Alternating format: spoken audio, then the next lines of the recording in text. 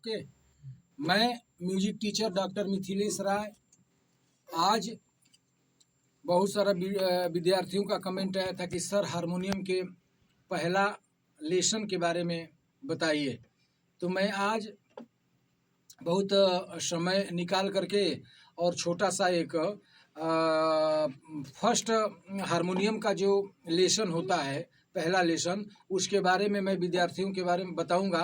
पहले तो ये जानना जरूरी है कि हारमोनियम का आविष्कार हुआ कब और कहाँ हुआ। तो ये जान लो हम कि हारमोनियम का आविष्कार हमारे देश में सन 1990 में, सन 1890 में हुआ था। लेकिन हारमोनियम का आविष्कार पहली बार फ्रांस में हुआ था 1840 ईस्वी में। हारमोनियम का आविष्कार फ्रांस में 1840 ईस्वी में हुआ था।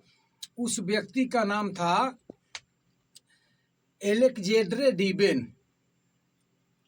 एलेक्जेंड्रे डीबेन नामक व्यक्ति ने फ्रांस में 1840 ईस्वी में इसको बनाया। उसके बाद भारत में पहली बार 1890 ईस्वी में हारमोनियम का आविष्कार हुआ। वो भी कलकत्ता की एक कंपनी थी, दास एंड कंपनी, वह भारत में पहली बार बनाई 1890 ईस्वी में। मतलब कि फ्रांस में बनने के 50 साल बाद हमारे भारत में हारमोनियम का आविष्कार हुआ। तो याद कर लीजिए, आपका हारमोनियम का आविष्कार फ्रांस के एलेक्जेंड्रे डीबेन नामक व्यक्ति ने 1840 ईस्वी में बनाया और हमारे भारत में पहली बार हारमोनियम का आविष्कार कलकत्ता के दास एंड कंपनी ने पहली बार बनाया 1890 ईस्वी में। अब चलते हैं, हारमोनियम में हमारे 3 सप्तक होते हैं। सप्तक का मतलब जो भी 7 स्वरों का एक समूह होता है जिसको बोलते हैं सप्तक। वह 7 स्वर शुद्ध स्वर होते हैं। मैं अभी बताऊंगा, पहले सप्तक के बारे में बताना चाहूँगा। तो ये 3 सप्तक होते हैं। तो 3 सप्तक होता है। पहला होता है मंद्र सप्तक, दूसरा होता है मध्य सप्तक और तीसरा होता है तार सप्तक। तो पहले मंद्र सप्तक की परिभाषा जान लीजिए। मंद्र सप्तक की परिभाषा है कि मतलब मंद्र सप्तक की परिभाषा मोटी और गंभीर होती है, जैसे बूढ़े लोगों की आवाज, और उससे कहीं ऊपर मध्य सप्तक की आवाज होती है जो कि जवान लोगों की आवाज मैच करती है। उससे कहीं ज्यादा ऊंची होती है आवाज तार सप्तक की। तो तार सप्तक की आवाज और ऊंची होती है, जैसे बच्चों की आवाज और स्त्रियों की आवाज। अब मैं बताना चाहूंगा कि इन तीनों सप्तक हारमोनियम में है कहाँ। अब ध्यान दीजिएगा कि हारमोनियम में तीनों सप्तक है कहाँ। तो हारमोनियम का की यहाँ से स्टार्ट होता है। तो यहाँ से हम गिन लेंगे कि 7 स्वर कहाँ आ रहे हैं। तो 1 2 3 4 5 6 7, ये आपका हो गया मंद्र सप्तक, पहला सप्तक।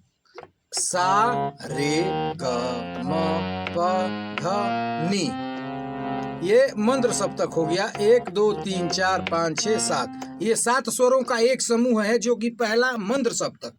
1 2 3 4 5 6 7। अब यहाँ से आगे बढ़ेंगे, फिर गिनेंगे 7 स्वर। 1 2 3 4 5 6 7। अब ये मध्य सप्तक हो गया।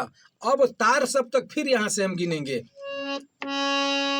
सा रे 1 2 3 4 5 6 7, ये तार सप्तक हो गया।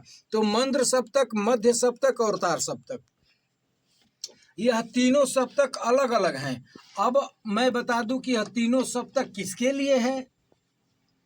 तो मंद्र सप्तक, जैसे बूढ़े लोगों की आवाज़ मोटी और गंभीर होती है। अगर कोई व्यक्ति आता है, बूढ़ा है, कहेगा कि हम गाना गाएंगे, तो वह मंद्र सप्तक में जाकर के गाएगा। टीचर उसको मंद्र सप्तक में जाकर के सिखाएगा गाने के लिए, क्योंकि उसकी आवाज़ मोटी और गंभीर है, और मोटी और गंभीर मंद्र सप्तक की ही आवाज़ है। तो उस सप्तक में उसको ले जाकर के गवाया जा सकता है। अब इसके आगे मध्य सप्तक होता है, जैसे जवान लोगों की आवाज़, जैसे ये हो गया मध्य सप्तक। सा रे ग म प ध नि सा। ये मध्य सप्तक हो गया। अब तार सप्तक की बात करेंगे तो अब तार सप्तक में ये हो गया स्त्रियों की आवाज, सा रे ग म प ध नि सा नि ध प म ग रे सा। ये तार सप्तक हो गया। तो ये तीनों सप्तक के बारे में आप लोग जाने और कमेंट में बताएं कैसा है। और हारमोनियम का प्रथम चरण यही से स्टार्ट होता है। धन्यवाद। मैं म्यूजिक टीचर डॉक्टर मिथिलेश राय।